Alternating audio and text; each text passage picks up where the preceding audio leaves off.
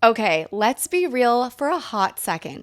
How many times this week have you caught yourself saying something like, I'm totally fine, everything happens for a reason, while really your mind and your body is literally screaming at you?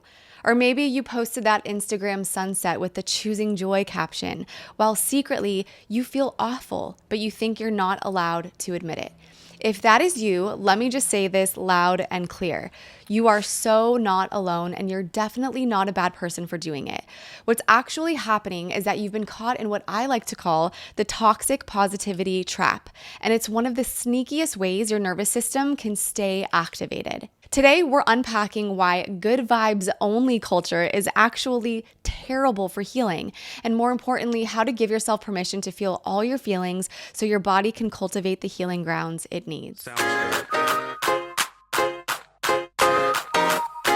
It's a brand new day. Hey. Wake up every morning and say, it's a brand new day. What is up, Mind Body Posse? My name is Kelly, and I help you self-heal chronic illness symptoms, fatigue, and anxiety through nervous system regulation. And if you are new here, welcome to the realest corner of the internet. Well, we don't just talk about healing, but I give you takeaway actionable steps to ignite the healing power that you already have within. So, story time, and full disclosure, I'm about to get extremely vulnerable, which does make me a little uncomfortable, but I know that you'll appreciate the takeaway, and for that, it makes it totally worth it. So it was November 11th, 2022, and I'm standing in one of the most beautiful places in Costa Rica, surrounded by 50 of my amazing close friends and family, and I'm about to marry the man that I thought was my best friend and the love of my life. We looked perfect. We had traveled the world together, moved across the country, lived in a beautiful home together, and now we had our entire future stretching out ahead of us like a freaking movie montage. To the outside world, we had it all, and honestly, I don't blame people for thinking that because I walked, I talked, and I acted like we did. I was posting the sunset photos with the gratitude captions, talking about how blessed I was, performing this perfect life narrative. But here's what nobody knew, and honestly, not even really me at that time. I was suffering deeply. The truth was, when he proposed, something in my gut screamed, this doesn't feel right, but I ignored it. I had unknowingly entered my first romantic relationship with a narcissist, and the intense love bombing had completely blindsided me. What I thought was a whirlwind romance where we'd both hit the jackpot turned out to be a lie. It was the beginning of abuse, control, double standards, lies, and constant drama. But did I acknowledge any of that? Absolutely not. I kept acting like everything was fine, even as my body started telling me otherwise.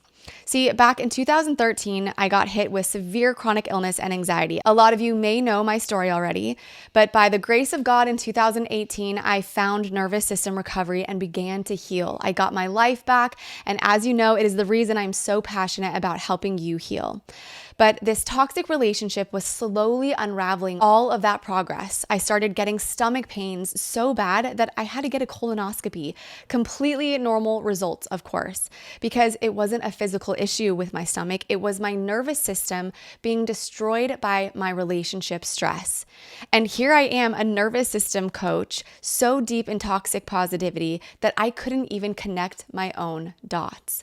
The wake-up call came on Christmas Eve 2023 when we were on a trip in Bali after only 1 year of being married. And he said something so awful that for the first time, I stopped performing. I told him how miserable I had been and that I was leaving, not just the vacation, but our marriage. And as I'm telling you this story and you're hearing that I was only married for a year before I left, I want you to know that doesn't mean that it wasn't difficult. It was truly one of the most difficult decisions I've ever had to make in my entire life. I even called my family and friends, and I finally opened up to them about the truth, the abusive nature of my marriage and my husband. On the flight home, I erupted. I finally let myself feel everything I'd been suppressing for so long. The front that I was putting up, it wasn't protecting me. It was completely blocking my nervous system health, leading me to start experiencing symptoms again that I hadn't experienced in years. By the way, that stomach pain I had been experiencing for so long within the relationship, I left it in Bali for it to never return again. Here's what nobody talks about in the wellness space and the chronic illness and anxiety space. Toxic positivity is emotional bypassing. When you override your real feelings with fake smiles and gratitude captions, you're sending your body this message of your actual experience doesn't matter. Your feelings aren't safe here. And your nervous system hears that loud and clear, and it stays activated because it literally doesn't trust you to be real. Let's talk science, because you know I love giving you the why. Dr. Susan David's research on emotional agility shows us that suppressing difficult emotions actually amplifies them and keeps your stress response switched on. Psychologists even have a name for this, and it's called meta emotions, aka stressing about being stressed. And from a nervous system perspective, authentic emotional expression is one of the fastest ways to complete the stress cycle. But when you're stuck in toxic positivity, it's like your body's trying to cry, scream, and shake, and your mind's like, nope, we're grateful and blessed. So all the activation just stays stuck. See, chronic emotional suppression changes the physical structure of your brain, which is wild, but it's true. People who habitually suppress emotions show more activity in the amygdala, which is your inner alarm bell, and less in the prefrontal cortex. Translation: toxic positivity literally rewires your brain for more anxiety and chronic symptoms. Now, we really can't be fully blamed, can we? Most of us learn as kids to stop crying, stop being dramatic, think happy thoughts, be happy. We learned love was conditional on being the easy kid or the happy kid. So our nervous system coded hard feelings equals not safe. And we carried that straight into adulthood. So here is my favorite plot twist. The emotions you're trying to bypass aren't blocking healing, they're guiding you toward it. Anger is pointing towards violated boundaries. Sadness is helping you grieve. Fear is telling you, hey, we need more support here. These aren't enemies, they are messengers. So how do you get out of the toxic positivity trap? First, notice your inner script. The next time the words that come out of your mouth don't align with what you're truly feeling, pause. Ask, okay, what am I actually feeling right now? Not what should you feel? Not what would sound good in a caption or to other people. What's real? Give that feeling 30 seconds of acknowledgement. And by the way, it will do you no good to get down on yourself when you slip, because trust me, my friend, you will slip. It's inevitable. These patterns have been on autopilot for so long, so that's okay.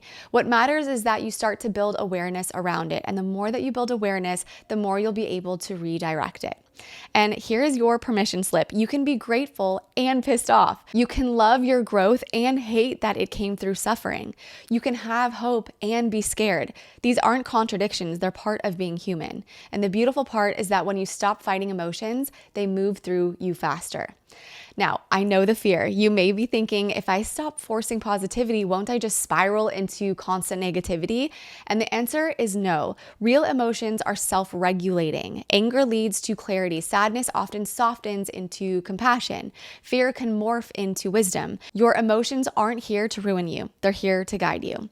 And here's the reframe. Your difficult emotions aren't proof you're failing at healing. They're proof you are human. So instead of I'm someone who should always be positive, try I'm someone who honors all of my emotions as valuable information. That's the identity shift. That's where safety lives. If this resonated with you and you want to take nervous system healing to the next level, be sure to grab my free, yes, completely free Holy Grail brain retraining exercise, the very one I used every single day in my healing journey. You can find it linked in the description box below.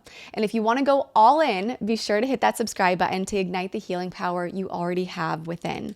And please feel free to send this to a friend or a loved one who may secretly or not secretly be struggling with this. Sometimes the best gift that we can give someone is the permission to get real. All right, posse, thank you so much for joining me. Remember, your difficult emotions aren't blocking your healing. They're the map leading you home. I'll see you next week. And until then, let's keep practicing being beautifully and authentically human. Your nervous system is waiting for you to come home to the truth of what you feel. It's a brand new day.